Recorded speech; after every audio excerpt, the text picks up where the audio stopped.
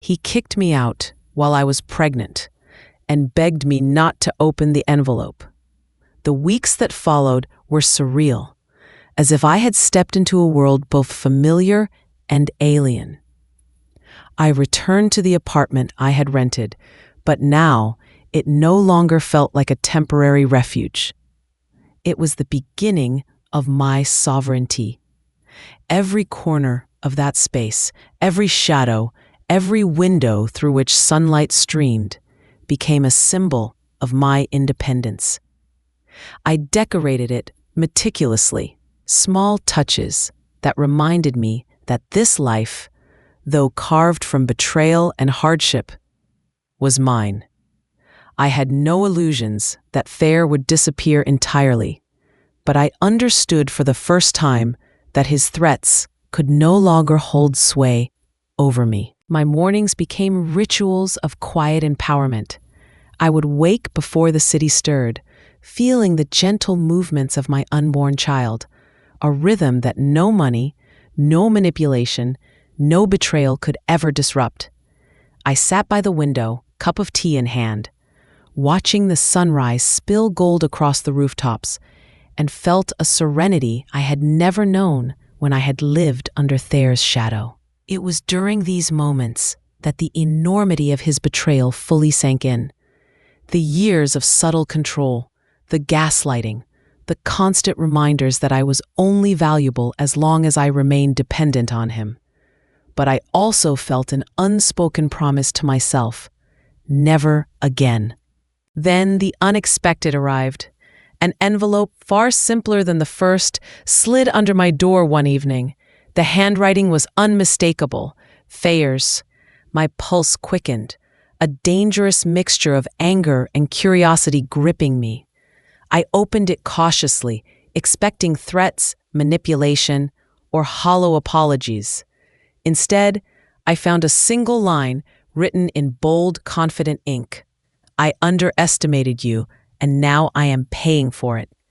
No explanation, no justification, only acknowledgement. And in that acknowledgement, I felt the first tremor of satisfaction, a subtle, intoxicating power that came not from revenge, but from survival. It was around this time that I began attending prenatal classes, small groups where women shared stories of love, loss, and resilience. I listened to them, but I also observed, aware of the nuances of strength in others. Each conversation, each shared anecdote became a mirror reflecting the truth I had already embraced. Survival is an art, and revenge is merely its shadow. Yet, I could not ignore the gnawing sense that my story and Thayer's was far from over. One night, alone in my apartment, the phone rang. Hesitant, I answered. On the other end was his voice, shaky now, stripped of the arrogance I had once despised. "Lysandra, please, you have to listen. I need you to understand." His words stumbled into silence. I did not respond immediately. I wanted to savor this, the rare glimpse of vulnerability in the man who had once wielded control like a weapon. "You're pregnant, alone, and you have nothing. Please don't open the envelope," he pleaded. The desperation palpable. I allowed myself a quiet smile. The irony was not lost on me. The man who had tried to make me powerless was now begging for mercy, for control over information that had already shifted the scales. I replied softly, "I don't need your permission, Thayer. I never did." And with that, I ended the call. Days turned into weeks. I had become a shadow of calm resilience in the public eye. Attending appointments, preparing for the baby, and building connections with people who recognized strength without needing wealth to validate it. But behind closed doors, I began crafting a plan, not out of malice, but out of necessity. Thayer had to face the truth of his actions, and I would ensure it, meticulously, with precision and unwavering resolve. Then came the pivotal moment. Thayer invited me to his penthouse under the guise of reconciliation. He wanted to negotiate, to charm, to manipulate. I agreed not because I sought peace, but because I knew the environment, the audience, the optics, all of it would work in my favor. As I entered the penthouse, the sprawling cityscape of Atlanta glittered beneath us, a city of ambition, greed, and broken dreams. Thayer's eyes lit up when he saw me, an expression I remembered all too well, the confidence of a man who thought he controlled the world. But I had changed, and he did not yet know it. I handed him the envelope, calm, steady, unflinching. "This is everything you tried to hide," I said. The paper was weighty in his hands, but his first reaction was shock, not comprehension. He scanned its contents, his eyes widening with disbelief as the depth of his exposure became painfully clear. No charm, no pleading, no wealth could undo the truth. Investors, partners, and even his closest associates were now aware of the duplicity he had spent years concealing. "Lysandra, you can't," he stammered, his voice cracking for the first time in front of me. "You underestimated me," I interrupted, echoing the words he had once sent under my door. "You thought I would be powerless, silent, broken, but I am neither." The confrontation was electric, filled with the tension of unspoken years, the weight of betrayal, and the quiet, undeniable force of justice finally realized. Thayer's empire was crumbling, not because of my hatred, but because truth always finds a way to surface. I watched as the man who had once dictated my life became a shadow of his former self, powerless, exposed, and desperate. That night, as I walked away from the penthouse, the envelope safely in my possession, I felt a surge of clarity. I was not defined by his actions, his cruelty, or the life he tried to strip away from me. I was defined by my resilience, my courage, and the life growing within me. Each step I took echoed in the silent streets, a declaration that I was no longer a victim, and I never would be again. And as the city lights faded behind me, I knew this was only the beginning. The path ahead was uncertain, yes, but it was mine, freed from manipulation, free from fear, and illuminated by the power of my own strength. I embraced the future with unwavering resolve, carrying not just a child, but the knowledge that even in the darkest moments of the trail, one could rise, unbroken and unstoppable. The following days were a delicate balance of preparation and anticipation. I met with lawyers, carefully verifying every detail, every clause, every shred of evidence I had collected over the months. Every document, every recorded conversation, every financial discrepancy became ammunition, not for vengeance, but for justice. I knew the moment I acted, there would be no turning back, no chance for Thayer to manipulate or charm his way out. The power was mine, finally, and it coursed through me like a current I had never known before. Evenings were the hardest. Alone in my apartment, I felt the weight of impending motherhood pressing against me, a reminder that every decision I made now would shape not just my life, but the life of the child I carried. I walked slowly around the room, placing my hand on my belly and whispering reassurances, promises of love, protection, and a future free from fear. The silence was comforting, yet it held the faintest tension, as if the world itself was waiting, watching, holding its breath for what was to come. Then came the first direct confrontation outside the courtrooms and lawyers' offices. Thayer appeared at my door, dressed impeccably, his tailored suit a facade over the vulnerability I had come to relish seeing. His eyes searched mine, pleading, calculating, desperate. "Lysandra, I didn't mean," he began, but I cut him off with a calm I had never known I could summon. "Save it," I said softly, but with a steel edge that made him flinch. I know what you did. I know every lie, every manipulation, and I know what you fear most. You fear exposure. You fear losing the control you thought you owned. He swallowed hard, the arrogance gone, replaced by raw panic. Please, let's talk. There's still time. There is no time for you, Thayer, I replied. There is only time for truth, and tonight, everyone will see it. The next evening, I attended a charity gala he had organized, a spectacle designed to showcase his power, his influence, his untouchable persona. The chandeliers glittered above the room like frozen stars, reflecting off polished floors and champagne glasses. Guests mingled, laughing in clinking glasses, completely unaware of the storm about to descend upon them. I walked in, calm, radiant, every step deliberate. At my side, a lawyer I trusted and a private investigator who had meticulously documented Thayer's transgressions ensured that the stage was set. I handed a folder to the event's coordinator, who read the contents quickly, eyes widening. The whispers began, growing louder, as the room realized that the documents detailed embezzlement, manipulation, and deception that not even Thayer could hide. He turned to me, face pale, eyes wide. Lysandra, this isn't. But no words could save him. The crowd, previously enamored by his charm, now saw the cracks in his empire. Investors whispered urgently, socialites exchanged glances, and Thayer's carefully curated image began to crumble in real time.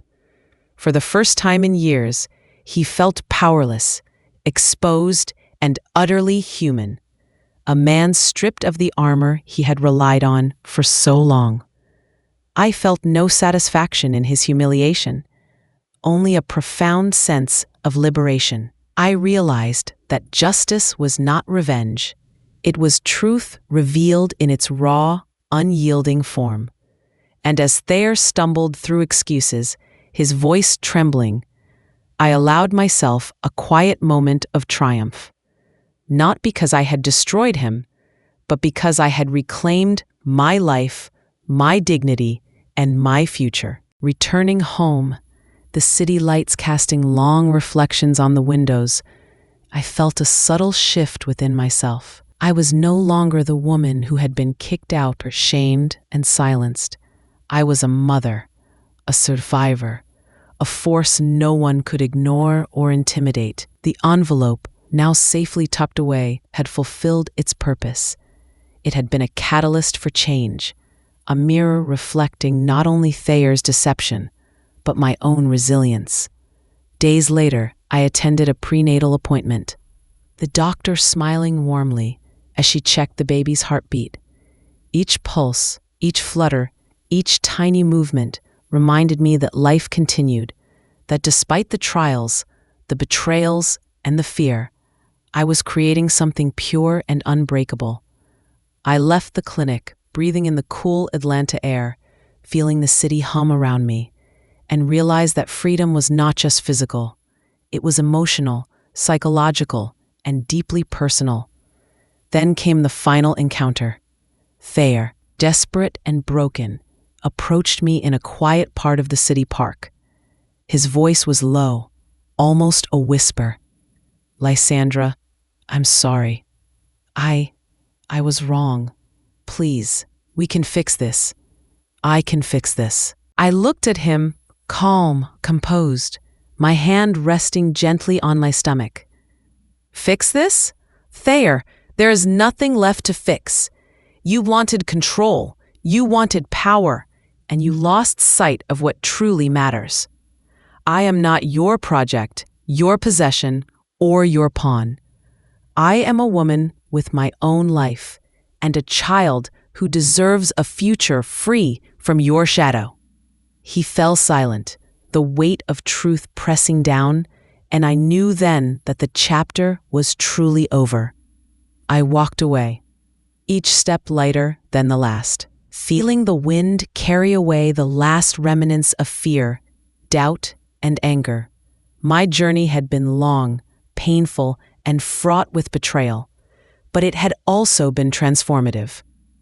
As I stepped into the quiet of the night, the city skyline before me glittering like 1,000 promises, I understood the true power of survival. It was not revenge that defined me. It was resilience. It was not wealth or status. It was courage. And above all, it was the unwavering belief that no one could take from me the life I had fought so hard to reclaim. In the days that followed, I could feel the subtle tremors of Thayer's crumbling control radiating through every corner of his world. Business associates who once fawned over him now hesitated before speaking, their eyes wary, measuring, sensing the shift in power. The whispers reached my ears through friends, acquaintances, and the occasional anonymous tip. Each report, each snippet of information, strengthened my resolve, reminding me that survival was not enough. I needed to ensure that justice, quiet yet undeniable, would follow. I spent hours alone in my apartment, tracing every step, every betrayal, every subtle manipulation Thayer had executed over the years.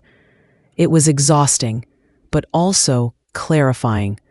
I realized that I had survived not because of luck, but because of strategy, resilience, and an unyielding refusal to let anyone dictate my worth. I could feel the baby kick, as if affirming this truth, reminding me that life continued, and that my responsibility now extended beyond myself.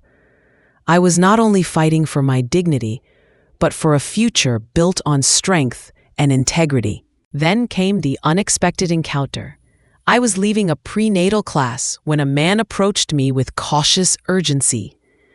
He introduced himself as an attorney representing one of Thayer's business partners, a man who had grown increasingly uneasy with Thayer's manipulation and greed. "Ms. Lysandra," he said, voice low, almost reverent. "You need to know the full extent of what's happening. Thayer's empire is unstable. Some things you saw are only the beginning. He's desperate, and that makes him dangerous." A chill ran down my spine, but I did not show it. I nodded, absorbing the weight of his words. Danger had always been part of my life with Thayer, lurking beneath his polished smile and curated charm. But now, armed with truth, strategy, and moral clarity, I was no longer vulnerable. I felt a growing confidence, a certainty, that I could navigate the treacherous waters ahead without fear, without compromise. That evening, I prepared for what I knew would be an inevitable confrontation. I laid out documents, evidence meticulously collected, each page a testament to years of deceit and betrayal. The envelope, once a symbol of hesitation and suspense, had become my sword, my shield, my proof that no facade, no carefully constructed empire could withstand the light of truth. When Thayer arrived, his posture confident yet slightly tense, I met him with the same calm that had become my armor. "I've seen everything," I said, voice steady. "Every lie, every manipulation, every attempt to control me. And now it ends." He laughed nervously, a hollow sound, trying to mask fear with bravado. "Lysandra, you don't understand. I can fix this. I can." "You can fix nothing," I interrupted, holding the envelope like a talisman. "Everything is out. Every secret, every deception, and the world knows it now." His eyes flickered, darting to the documents on the table, then back to mine. "Please, don't do this," he whispered, almost pleading. It was the first time I saw true vulnerability in him. No charm, no arrogance, no calculated charm, only fear. I smiled faintly, not out of cruelty, but because of the profound clarity that had replaced anger in my heart. "I am not doing this to punish you," Thayer, I am doing this because it is the right thing. Justice is not about revenge. It is about truth. And tonight, the truth will stand, while lies will fall. The confrontation escalated as we engaged in a tense dialogue, each exchange charged with unspoken history, every word layered with psychological complexity. I remained calm, collected, unwavering, my composure a stark contrast to his unraveling facade. Witnesses, lawyers, and associates observed silently, sensing the shift in authority, the moment when power changed hands without a single violent act, but with the undeniable force of integrity and truth. Later that night, as the city settled into quiet, I reflected on the journey that had brought me here. I had been humiliated, abandoned, and threatened, but each step, each moment of pain had forged me into someone stronger, wiser, unbreakable. The baby kicked gently, reminding me of the life I carried forward, the life that would inherit not fear, but courage. Days turned into weeks. Thayer's empire continued to collapse under the weight of exposure, and I found peace in knowing that justice, once inevitable, had finally arrived. I began to prepare for motherhood, not in fear, but with hope, knowing that my child would grow up in a world shaped by resilience, strength, and moral clarity. And as I walked through quiet streets at night, feeling the life within me, I understood the most profound truth of all. The most powerful force in the world is not wealth, manipulation, or control. It is the courage to stand, the clarity to see, and the will to protect what truly matters. The following morning, I awoke to a calm unlike any I had known in years. The city was just beginning to stir, and a soft slant of sunlight fell across the floor of my apartment, touching every corner with quiet reassurance. I sipped my tea slowly, feeling the rhythm of life within me, the heartbeat of the child I carried synchronizing with my own. In those moments, I realized something fundamental. The trauma of betrayal could not define me unless I allowed it to. And I would not. As the days unfolded, I began to receive subtle messages from people within Thayer's inner circle. Investors, colleagues, even former friends, each one quietly acknowledging the change in circumstances. He had underestimated me, underestimated the strength of truth and the resilience of a woman scorned, but not broken. Every message, every whispered confirmation became another layer of assurance that the empire he had built on manipulation was eroding before my eyes. It was during a particularly quiet afternoon, when the city hummed softly in the background, that I received a phone call that would change everything. The voice on the other end was tight, anxious, barely controlled. "Lysandra, you need to see this," the caller said. "It's urgent. It's about him." I hesitated, my pulse quickening. Every instinct told me to be cautious, but I had learned over the months that avoiding confrontation would only prolong fear. I agreed to meet, and a short while later, I found myself in a small office, papers and photographs spread across a polished oak desk. Each one was a damning record of Thayer's misdeeds, far more extensive than I had imagined. Fraud, manipulation, concealment. His life of control had been built on lies, so intricate that only a patient observer could unravel them. As I absorbed the details, I felt a growing sense of empowerment. I realized that the moment I had feared most, the confrontation, the exposure, was no longer a threat. It was my opportunity. And yet I also recognized the weight of responsibility. Every revelation, every truth uncovered, had consequences not just for Thayer, but for the people around him, the innocents caught in his web of deceit. I returned home that evening, the envelope once again in my hand, feeling the life within me as if it were urging me forward. I knew that the time for hesitation had passed. Thayer would have his chance to respond, to confront, to defend, but the truth was now mine to wield. A week later, the confrontation became inevitable. Thayer had arranged to meet me in a neutral location, a quiet, secluded room that offered no distractions, no witnesses. When I arrived, he was already there, his usual arrogance tempered by a visible tension. His eyes searched mine, searching for the weakness he believed I still possessed. But there was none. "I need to speak with you," he began, voice tight, controlled. But I cut him off. "You don't need to speak, Thayer. You need to listen," I said, calm, unwavering. "I know everything, every deception, every manipulation, and tonight, the truth will be undeniable." He swallowed hard, realizing perhaps for the first time that charm, wealth, and influence could not shield him from exposure. He tried to argue, tried to deflect, but every word he spoke was met with calm, factual evidence I had collected over months.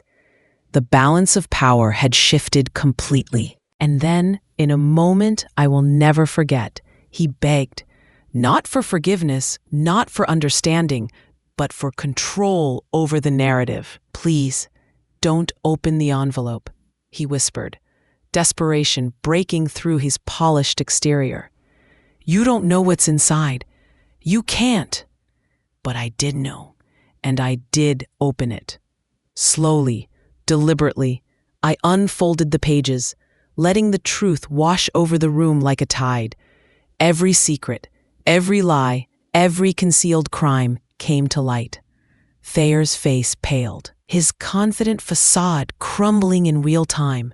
Investors, partners, and witnesses all reacted, their expressions a mixture of shock, fear, and disbelief.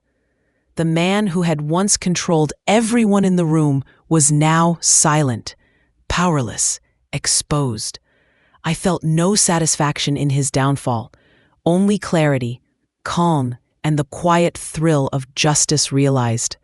I understood, in that instant, that power wielded through deception is fleeting. True strength is measured not by wealth, influence, or intimidation, but by integrity, resilience, and the courage to act in the face of betrayal. As the confrontation ended, I walked away, feeling the weight of years of fear and manipulation lift from my shoulders.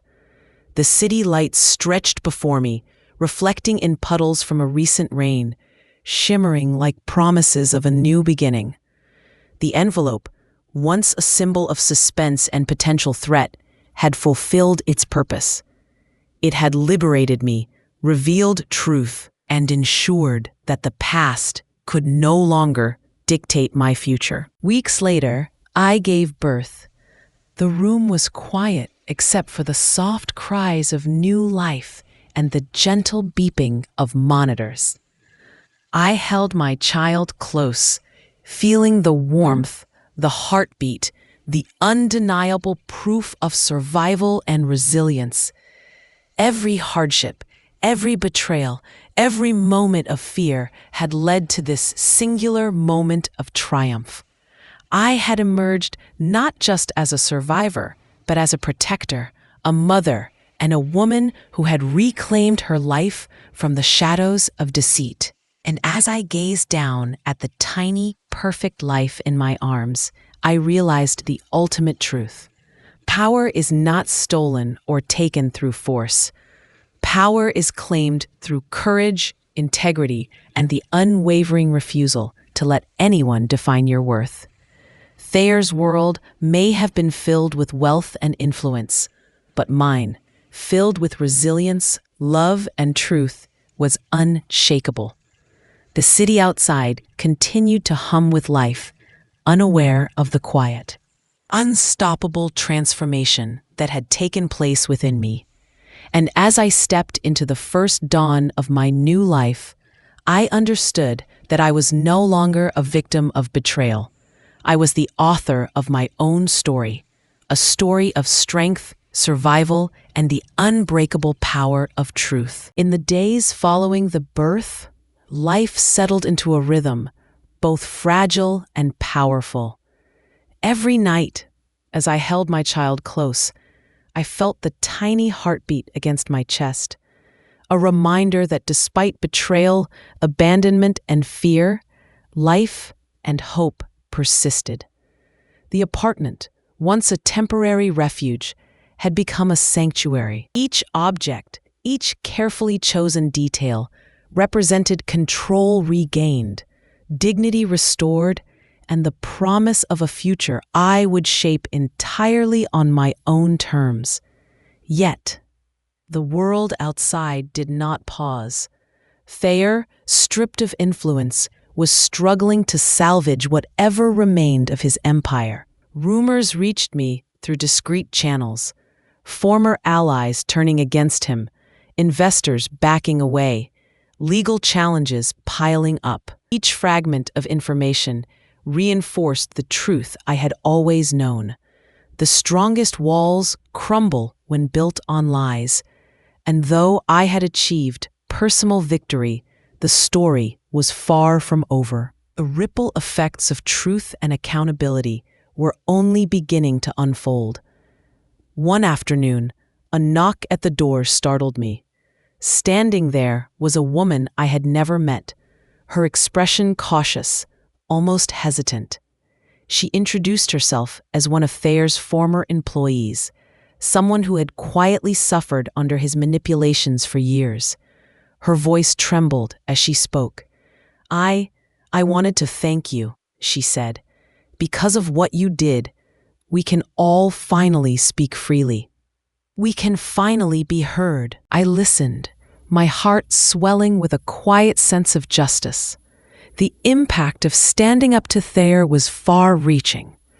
Not only had I reclaimed my life, but I had also created a space where others could reclaim theirs. And in that moment, I realized that the power of one woman's courage extends far beyond her own world. It can shift the lives of many. But true resolution required more than letters, whispers, or legal action. Thayer had to confront the personal consequences of his actions, not through punishment or humiliation, but through the undeniable truth of exposure. I arranged a final meeting, one that was private yet unavoidable, in a neutral location where words would carry weight. He arrived, tense, pale, and uncomfortably aware of the shift in power. "Lysandra, please," he began, voice tight and pleading. I can make this right. Let's find a way." I met his gaze steadily. "There is nothing to make right, Thayer," I said calmly, though my voice carried the quiet authority of someone who had endured, survived, and emerged stronger. "Everything you have done is exposed. Your manipulations, your deceit, your cruelty, they are no longer your shield. The truth is yours to face, alone." His hands trembled slightly as he spoke, a rare crack in his carefully constructed armor. "But you, how?" I smiled faintly, not out of cruelty, but with the quiet satisfaction of someone who had claimed what was theirs. "I survived," I said simply. "I faced the betrayal. I refused to be broken, and in doing so, I reclaimed not just my life, but my future and the life of my child." The room was heavy with silence. He searched my face, looking for weakness, for hesitation, but there was none. I was calm, unwavering, resolute. And in that moment, he understood. Control is fleeting. Power built on manipulation is temporary. The true measure of strength is resilience, integrity, and the courage to act even when fear whispers otherwise. Weeks passed. Thayer's empire continued to crumble as truth and exposure reshaped the world around him. Meanwhile, my life flourished quietly but profoundly. Every day, I experienced small victories, the first smile of my child, the laughter echoing through the apartment, the certainty that I was building a life based on honesty, love, and unshakable integrity. And yet, the psychological weight of betrayal lingered, a quiet reminder of the darkness I had endured. I spent long nights reflecting, not with anger, but with clarity.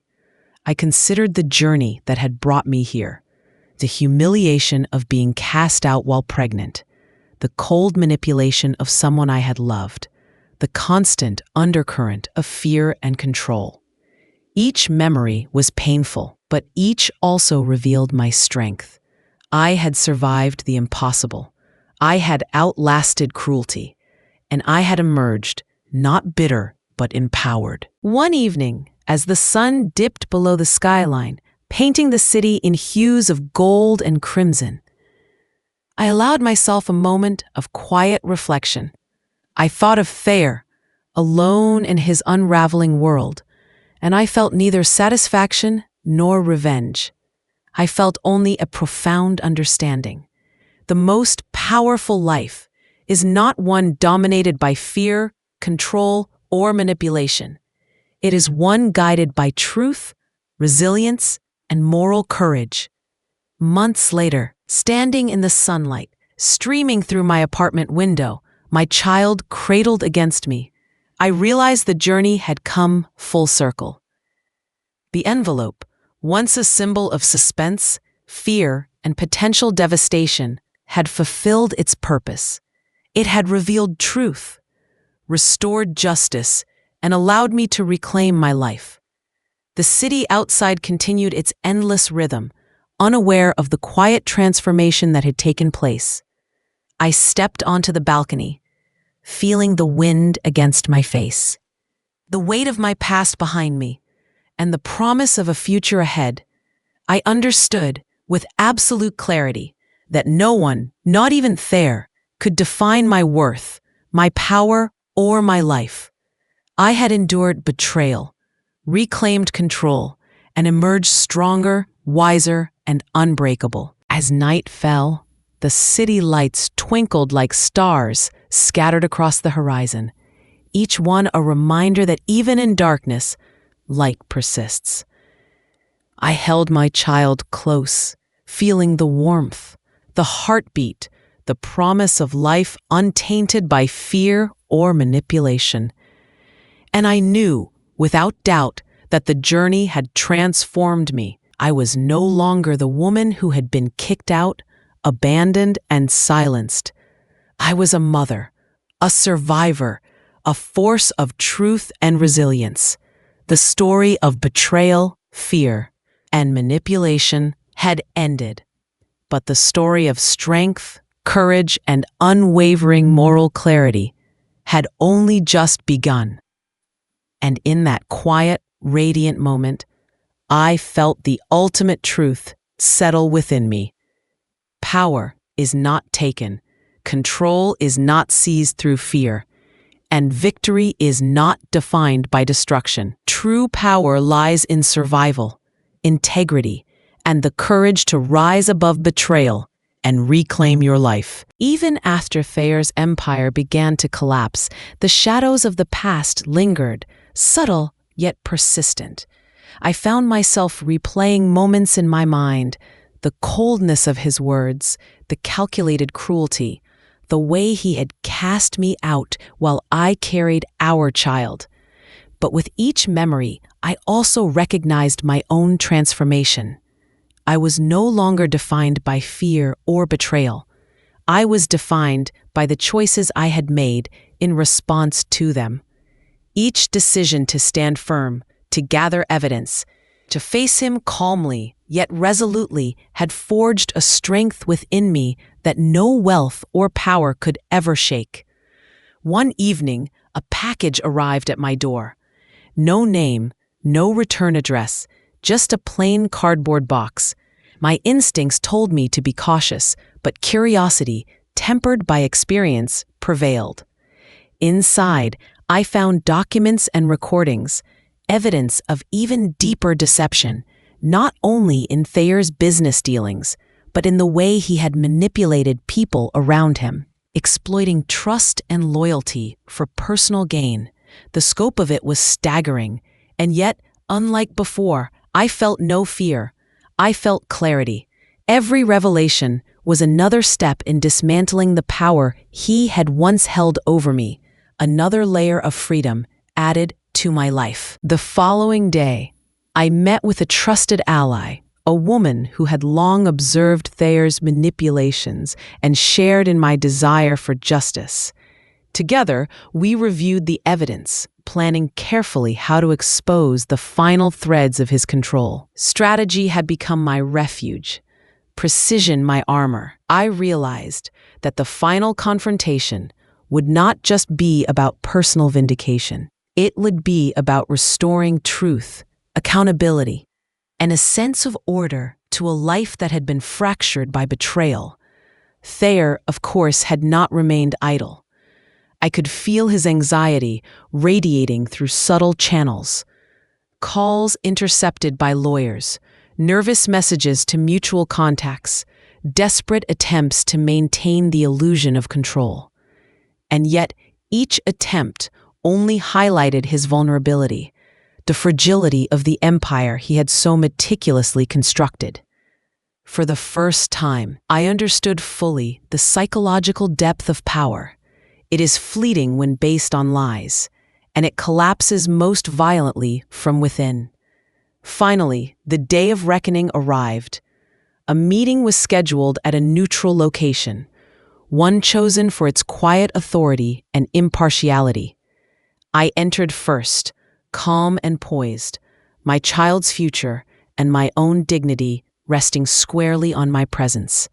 Thayer arrived shortly after, his usual arrogance tempered by visible tension. The weight of exposure already pressing upon him. I don't understand how this happened, he muttered, voice tight, eyes darting nervously around the room. This isn't possible. I met his gaze steadily. It is possible, Thayer, because the truth is not dependent on your perception, your charm, or your power. It exists independently. And tonight, you face it in full. Documents were presented, recordings played, and every word, every action, every deceit was laid bare. Thayer faltered under the weight of exposure, his composure unraveling with each revelation.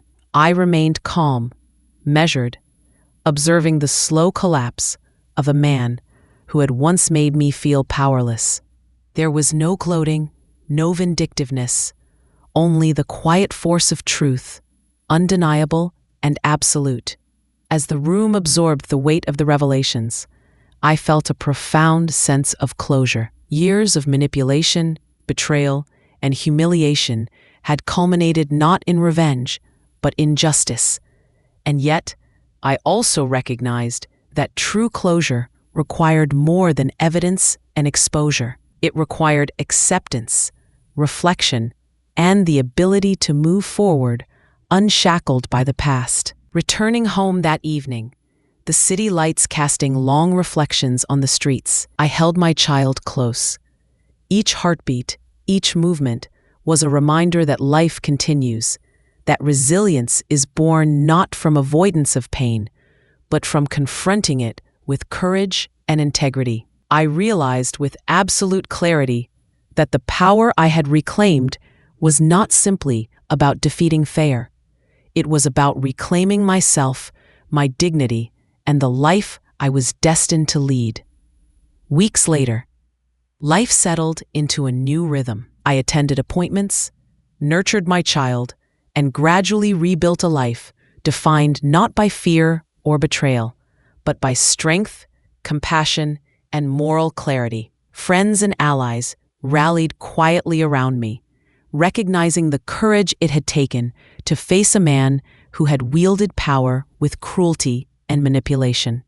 And I, for the first time in years, felt a profound sense of peace. Even Thayer, stripped of influence and confronted by the consequences of his actions, became a shadow of his former self.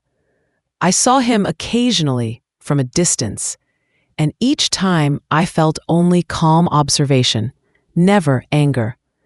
He had taught me, through betrayal and cruelty, the depth of resilience one could achieve when refusal to be broken becomes absolute. The final truth settled within me. Life is not about wealth, status, or manipulation. True strength comes from integrity, from facing adversity without compromise, and from protecting what is most precious, one's own sense of self and the life of those we love. I had emerged not only unbroken, but transformed, a woman who had endured the impossible and reclaimed her destiny. And as I looked out over the Atlanta skyline, the city shimmering beneath the setting sun, I held my child close and understood with every fiber of my being that the story of betrayal had ended. What remained was the story of survival, strength, and moral clarity, a story I would continue to live, one day, one breath, one courageous choice at a time. Months passed, and with each passing day, I grew stronger. The city outside thrummed with life, oblivious to the quiet revolution that had taken place in my own world. The once overbearing shadow of Thayer's presence had faded, replaced by the certainty that truth and resilience outlast greed and manipulation. I spent my days preparing for motherhood, attending prenatal and then pediatric appointments, and meticulously planning a life that would no longer bend to fear or intimidation. Yet the psychological remnants of betrayal remained, subtle as a whisper. I would sometimes wake in the night, heart pounding, recalling the moment he had thrown me out, his eyes cold, his words sharp as knives. But even in those moments, I felt an unshakable calm, a recognition that I had survived, that I had endured, and that the past could no longer touch me. My child's presence was my anchor, my reminder that the future was mine to shape, independent of the cruelty I had endured. Then the final encounter arrived, a confrontation that would definitively close the chapter of Thayer's dominance in my life. He appeared at my door, not with arrogance, but with desperation etched into every line of his face. "Lysandra, please," he whispered, voice tight, trembling with an emotion I had never seen before. Fear. I need you to understand. I can't undo what's been done." But I met his gaze steadily. "You don't need my understanding, Thayer," I said softly yet firmly. "You need accountability. You need to face the consequences of your actions, and most of all, you need to recognize that power built on fear is fleeting. Control taken through cruelty is never permanent. You've learned this too late." His eyes darted nervously to the envelope I held, now worn from months of careful handling. He swallowed hard, realizing fully that the life he had tried to dominate was no longer his to manipulate. I opened it deliberately, allowing the truth to speak without interruption. Documents, photographs, and recorded admissions all bore witness to years of deception and manipulation. Thayer's world began to collapse in real time, and I felt no triumph, only the quiet satisfaction that justice at last had been realized. He stumbled through words, pleading, desperate, but they fell on a wall of calm I had built over months of resilience and planning. I stood tall, unwavering, observing a man who had once tried to erase me, now powerless and exposed. "Lysandra, please, you can't." "I can," I said quietly, "and I will, not out of revenge, but because it is right. Truth cannot be silenced. Lies cannot endure forever. And you will learn what it means to face the consequences of your own actions." After what felt like hours, but was only minutes, Thayer left, his figure receding into the shadows of the city. finally stripped of the illusions of control he had wielded for years. The envelope, a symbol of suspense, fear, and potential devastation, had fulfilled its purpose. It had liberated me, restored justice, and ensured that my life and the life of my child could proceed unshackled by manipulation or betrayal. Life returned to a quieter rhythm, yet one filled with profound meaning. Each day, I nurtured my child, reflecting on the journey that had brought me here. I thought about the moments of fear, of betrayal, of abandonment, and I recognized them not as weaknesses, but as the very experiences that had forged my strength. My heart, once heavy with despair, now carried a steady, unyielding rhythm of resilience and hope. As the months turned into years, I rebuilt my life with careful intention. I surrounded myself with people who valued honesty, integrity, and empathy. I pursued work and passions that gave me purpose beyond survival, and through it all, I never lost sight of the lessons learned through betrayal, that strength comes from resilience, that power is only meaningful when wielded with integrity, and that survival is not merely about existing, but about thriving in the face of adversity. One evening, standing on the balcony of my apartment, the city lights of Atlanta twinkling like distant stars, I held my child close. The breeze carried the faint hum of life around us, and I felt the weight of the past finally lift from my shoulders. I had endured humiliation, fear, and abandonment. I had faced betrayal at its cruelest, and yet I had emerged whole, unbroken, and fiercely determined. The ultimate truth settled within me. No one has the power to define your worth except yourself.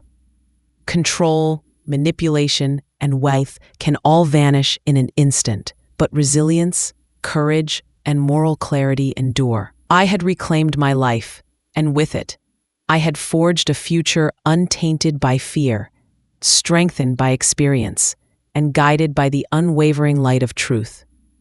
And as I looked out at the city, feeling the heartbeat of my child and the steady rhythm of my own, I knew without doubt that the story of betrayal, of cruelty, and of abandonment had ended. What remained was a story of survival, strength, courage, and moral victory. A story that would continue to unfold with every choice I made, every step I took, and every life I touched. The city lights shimmered beneath the night sky, reflecting a truth I had always known but now lived fully. Life does not belong to those who seek to dominate others through fear. Life belongs to those who endure, who rise above betrayal, and who claim their destiny with unwavering courage. I closed my eyes briefly, feeling the warmth of my child in my arms, and whispered a promise to the future. I will protect you. I will guide you, and we will rise above every shadow cast by the past. And in that quiet, powerful moment, I understood the final, undeniable lesson. Freedom, justice, and strength are not gifts. They are claimed, nurtured, and protected by those brave enough to stand in the face of betrayal and refuse to be broken.